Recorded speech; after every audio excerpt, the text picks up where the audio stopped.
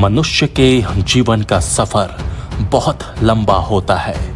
कई प्रकार के उतार चढ़ाव, विभिन्न पड़ाव और न जाने कौन कौन सी परेशानियों का सामना कर हमें हर सफर पूरा करना पड़ता है।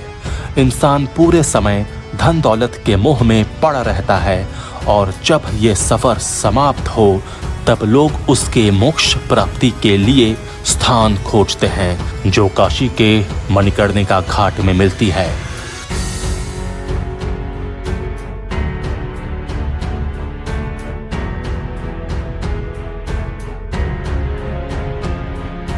काशी का मणिकर्णिका घाट एक ऐसा ही स्थान है जहां पहुंचकर व्यक्ति को अपने जीवन की असलियत का पता चलता है। वो अपनी दुनिया में लाख मशगूल सही, लेकिन जब मणिकर्णिका घाट पर शव को जलाया जाता है तो ये पूरी दुनिया ही बेमानी लगती है। मणिकर्णिका घाट बनारस का एक ऐसा शमशान घाट है जहां हर समय चिताएं जलती रहती हैं। ऐसा कहा जाता है कि जिस दिन इस घाट पर चिता नहीं जली वो बनारस के लिए प्रलय का दिन होगा।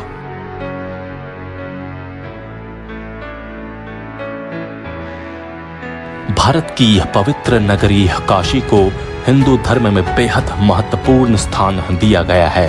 यहाँ स्थित मणिकर्णिका घाट के विषय में कहा जाता है कि यहाँ जलाया गया शव सीधे मोक्ष को प्राप्त होता है। उसकी आत्मा को जीवन मरण के चक्र से मुक्ति मिलती है। यही वजह है कि अधिकांश लोग यही चाहते हैं कि उनकी मृत्यु के बाद उनका दाह संस्कार बनारस के मणिकर्णिका घाट पर ही हो। इसके अलावा एक और कहानी हमारे पौराणिक इतिहास में दर्ज है जो मणिकर्णिका घाट की इस महिमा को उजागर करती है। माना जाता है कि जब शिव विनाशक बनकर सृष्टि का विनाश कर रहे थे तब काशी नगरी को बचाने के लिए विष्णु ने शिव को शांत करने के लिए तप प्रारंभ किया। भगवान शिव और पार्वती जब इस स्थान पर आए तब शिव ने अपने चक्र से गंगा नदी के किनारे एक कुंड का निर्माण किया। जब शिव इस कुंड में स्नान करने लगे तब उनके कान की बाली यहाँ गिर गई, जिसके बाद इस कुंड का नाम मणिकर्णिका पड़ गया। इस कुंड के किनारे स्थित घाट को मणिकर्णिका घाट कहा जाने लगा।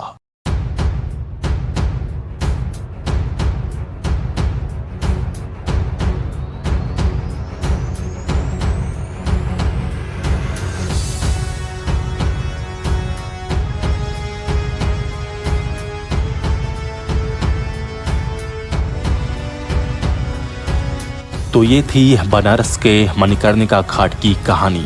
हम आगे भी इस तरह की रहस्यमय कहानियों से आपको रूबरू करवाएंगे। तब तक जुड़े रहिए शक्तिपीठ डिजिटल के साथ। धन्यवाद।